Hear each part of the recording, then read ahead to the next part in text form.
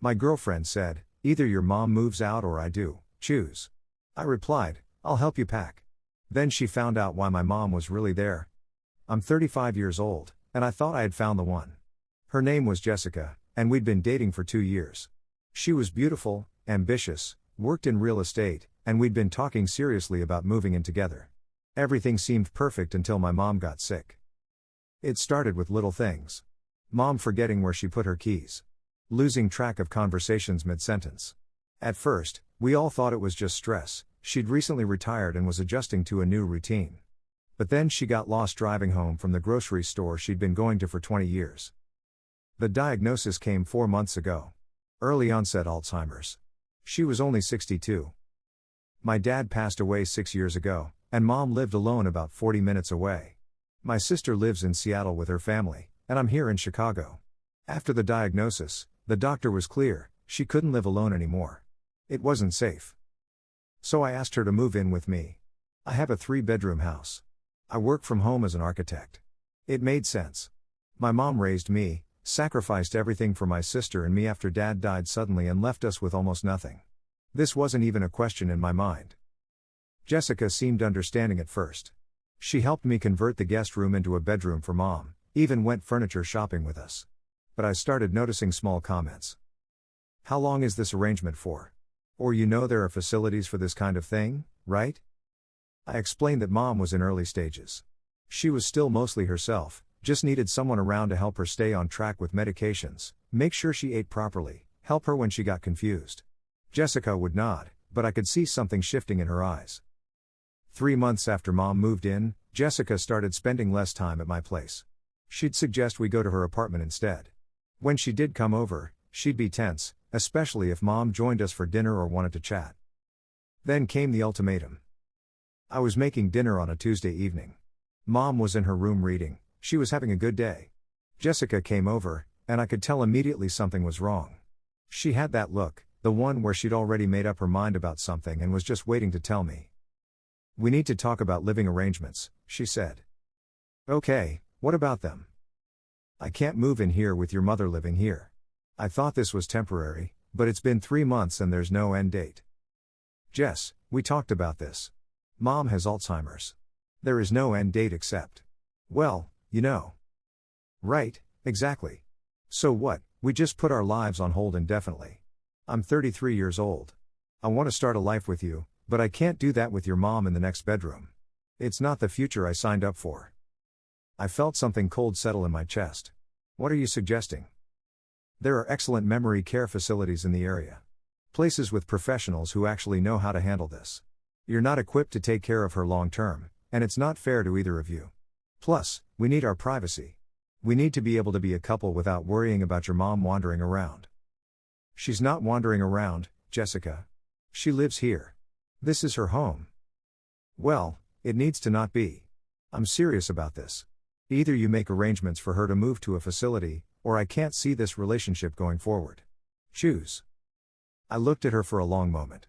This woman I thought I loved, who I'd imagined a future with, was asking me to put my mother in a home so we could have privacy. "I'll help you pack," I said quietly. Her face went red. "Excuse me? You asked me to choose. I'm choosing my mom. I'll help you gather your things." "You're seriously picking your mother over me? Over our future? You're asking me to abandon my mom when she needs me most. That tells me everything I need to know about what our future would look like." She left screaming. Called me a mama's boy. Said I'd end up alone, taking care of an old woman who wouldn't even remember my name soon. That last part hurt because it was probably true, but it didn't change anything. The next few weeks were rough. I questioned my decision late at night. Jessica had been right about one thing, I didn't really know what I was doing. Mom was getting more confused. Some days she thought I was my father. Other days she didn't recognize the house. I hired a part-time nurse to help during the day while I worked. I joined a support group for Alzheimer's caregivers. I learned everything I could. It was exhausting and heartbreaking, and there were days I cried in my car before going inside to smile for Mom. But here's what Jessica never knew, never bothered to ask about. My mom wasn't just my mom. Before she retired, before the Alzheimer's, she was Dr. Patricia Chen, one of the leading researchers in sustainable architecture and green building design. She literally wrote 2 of the textbooks I studied in graduate school.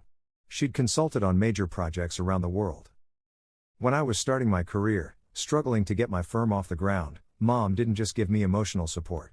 She gave me something much more valuable, her entire professional contact list and her reputation. She introduced me to developers, vouched for my work, opened doors that would have taken me decades to open on my own. 3 years ago, she handed over the rights to a building design patent she'd developed, a revolutionary solar panel integration system for residential architecture. She signed it over to me, said she was retiring anyway and wanted to see me benefit from it while she was still around. That patent generated about $400,000 a year in licensing fees. My architectural firm was doing well on its own, but that patent money was what let me buy my house outright, invest properly, build real financial security. Jessica knew I was comfortable. She never asked how or why.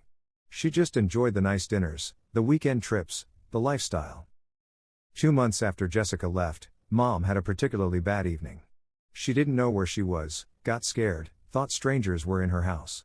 It broke my heart. The nurse suggested I consult with a specialist about next steps.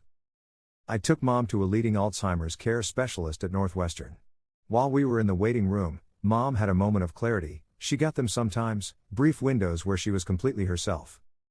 "You broke up with that girl because of me," she said quietly. "Mom, it's fine. We wanted different things. She wanted you to put me in a home." I didn't answer, but she knew. "I'm so sorry, sweetheart. I never wanted to be a burden on you." "Mom, stop. You're not a burden. You're my mother. You took care of me my entire life. This is the least I can do." She took my hand. "Your father would be so proud of the man you became."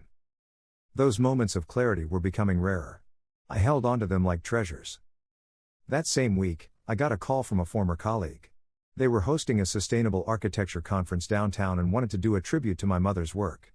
Would she be well enough to attend? Even just briefly? I asked Mom on a good day. Her eyes lit up. "My conference? The Green Building one? A tribute to your work, Mom. They want to honor you." We went. I helped her dress in her favorite blazer. She was lucid that day, mostly. A little confused about some details, but present. The tribute was beautiful. Former students, colleagues, developers, all talking about how her work had changed the field. They presented her with a Lifetime Achievement Award. She gave a short, slightly rambling speech that still somehow captured her brilliance. Jessica was there. I didn't know she'd be there. Apparently she was handling real estate for one of the developers presenting at the conference. She saw me helping Mom navigate the crowd, saw the respect people showed my mother, heard the conversations about the impact of her work. After the ceremony, Jessica approached me. "I didn't know your mom was famous," she said.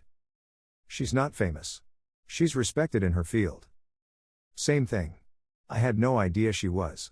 I mean, people were talking about her like she changed the industry. She did. Jessica looked uncomfortable. "The patent they mentioned in the tribute, the solar integration one, is that the one that's being used in all those new developments?" "Yeah." "Who owns that patent now?" I just looked at her. She did the math. "Oh my God. You own it. That's how you," she stopped herself. "That's how I what, Jessica?" "Nothing, I didn't realize." Mom appeared at my elbow, confused again. "Honey, where's the car? I'm tired." "Right this way, Mom." I guided her toward the exit. Jessica followed. "Can we talk? Maybe coffee sometime?" "I don't think that's a good idea." "Please. I think I made a mistake. I didn't understand the whole situation." "You understood enough. You understood I was taking care of my mother. What you didn't understand, and what you're only interested in now, is who she was and what that means financially. That tells me everything." "That's not fair. You asked me to choose between you and my mom. You made it clear you thought caring for her was inconvenient and embarrassing. Now you find out she's accomplished and that there's money involved, and suddenly you want to talk? No, thanks." I helped Mom to the car. Jessica didn't follow. That was 3 months ago. I heard through mutual friends that Jessica tried to reach out several times. She apparently told people she'd misunderstood the situation and that she regretted how things ended. Mom's condition has progressed. She has more bad days than good ones now. Last week she called me David, my father's name, for an entire day. It hurt, but I've learned to just go with it.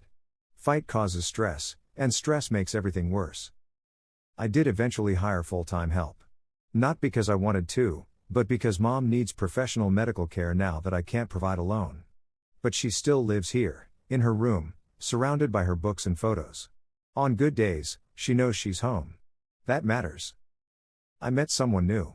Her name is Angela. She's a nurse, actually, not mom's nurse, but she works in elder care. We met at a support group. She understands this life because she lives it with her own grandmother. Last weekend, Angela came for dinner. Mom was having a decent day. We all ate together, and mom told stories about her research in the 70s, some of them probably embellished or confused, but beautiful nonetheless. Angela listened like every word mattered. After dinner, Angela helped me clean up while mom dozed in her chair. "Your mother is remarkable," Angela said. "Even now, you can see who she was." "Yeah, she really was something." "No, she is something. She's still here. She's still your mom." That's when I knew Angela was different. She didn't see my mother as an inconvenience or an obstacle. She saw her as a person. Jessica texted me last week. "I miss you. Can we try again? I've grown a lot." I blocked the number. Some people only see your value when they realize what you're worth. Some people only want to be there for the convenient parts of life. And some people ask you to choose between them and your family, thinking they'll win. Jessica was all three. And honestly, I dodged a bullet. My mom might not remember my name every day. But I'll remember hers. I'll remember everything she did for me. And I'll be here for her until the end, because that's what you do for people who loved you when you had nothing to offer but love in return. If someone can't understand that, they don't deserve a place in your future.